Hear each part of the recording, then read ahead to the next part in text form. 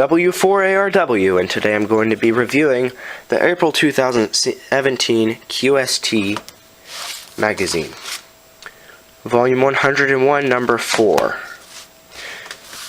This is my first QST review. I'll hopefully be doing one every month, and hopefully in the future they'll improve a little bit from this one. But this is my first one, so I just kind of gave you all the information that's in the QST. Alright, I'm going to give you a review on the April 2017 QST. I'm not going to cover any ads or product reviews. I'm simply going to tell you about the articles. Member Spotlight. This was a good Member Spotlight. Liked this one. Get through more ads. And we reach Upfront. I liked the Upfront about school students getting into amateur radio. That's good. And then we hit the first article, which is DIY Remote Radio Now. This was a article about interfacing your smartphone to your HF radio so you can listen to it anywhere over the internet. I don't have any purpose for this, so not much speculation on here. Haven't done anything related to this or plan to in the foreseeable future right now. So no real speculation on that. The RF current sensor, this was a good day project if you have all the parts. I liked it, and it may be something I build in the future. You just use an inductor, some capacitors. Here's the schematic for it. And you have a sensor, you can put it in line and you can monitor your transmitter output. So that was a good article, good sidebar. Omnidirectional 6-meter horizontally polarized antenna.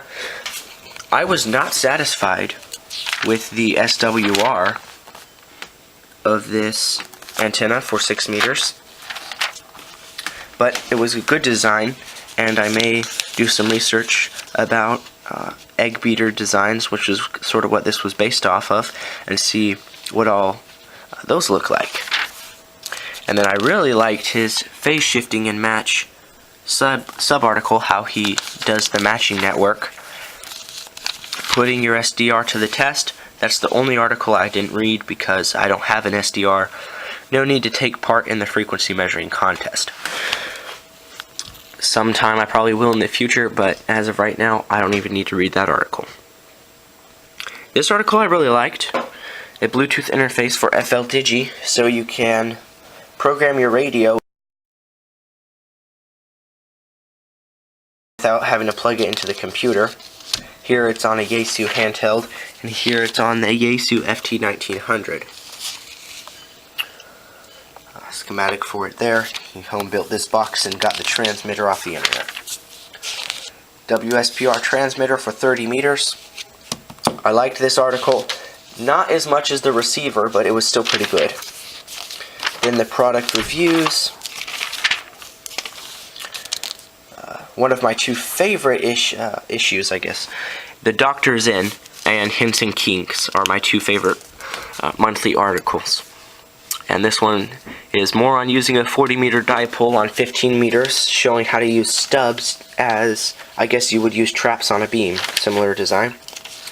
Hands-on Radio showed how to build your own power strip. Micro wavelengths showed about using small dishes for digital Earth, Moon, Earth. I liked this article about using a Raspberry Pi, and this will show you step-by-step how to use WSJTX using a Raspberry Pi and some software. This shows everything from getting it delivered to putting it on the air, so a very informative article. The hints and kinks, I didn't really do a lot of in-depth reading, just kind of skimmed the Rig Blaster interface since I don't have any need for that. They also published some safety notifications for the resistor load bank that was published a while back. That is a good article, and I may do a separate video on that because for someone who does testing in high voltage, that could be a very useful project. Also, they showed how you can use 100 ohm resistors to determine if an unmarked Balaam is 1-to-1, 4-to-1, or 9-to-1.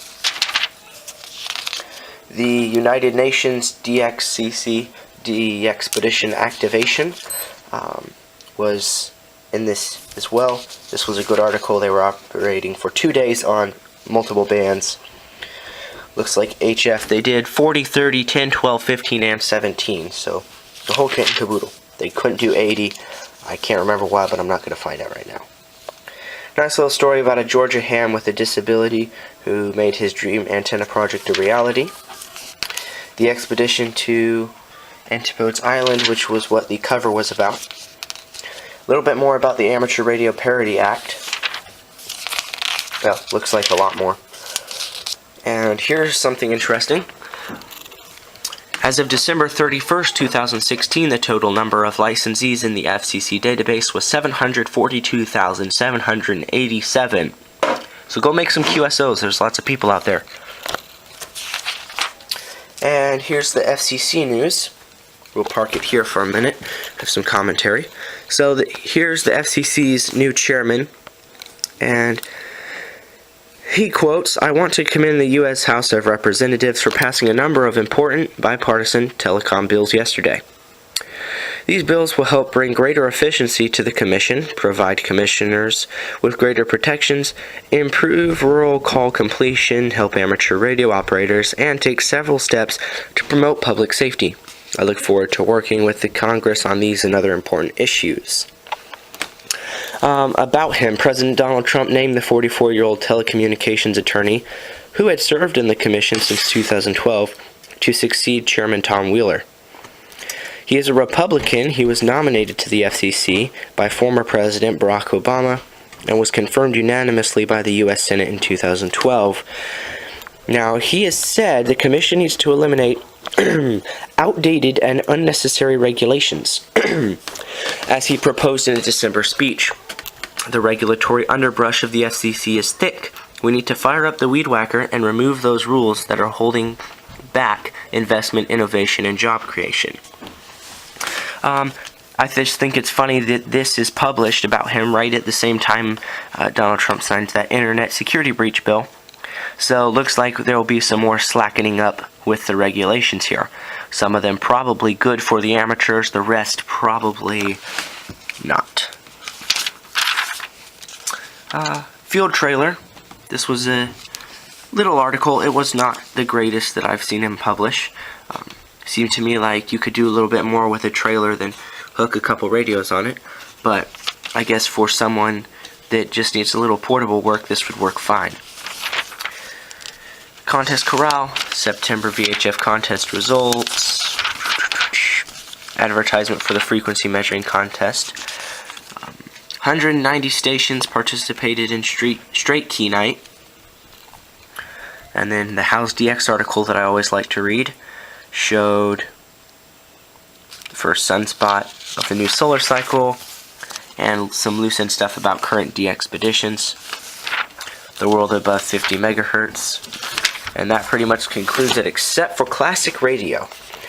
This is not my favorite article that's in here. I read it, but this month I really liked it. Usually they do stuff about classic radios, which is not my strong point in the hobby. But I did like reading about the Mosley TA33. Shows a little bit about the inventor and the history of the antenna. So I did like this one. That pretty much concludes it, except for NY2RF got a second century article in the QST this month, back in the advertisement page, about official observers, and I liked that one. Some more ads, and that pretty much concludes April 2017. Hopefully these QST reviews that I'll probably be doing every month get a little bit smoother as they go on. This was the first one, so I figured I'd just sort of brief you on what's going on. In the future, I'll probably just give you commentary on my favorite articles instead of running through the whole magazine randomly that fast. I'll just give you the commentary on my favorite articles. So that's that. 73s and God bless. Hope you enjoyed the video.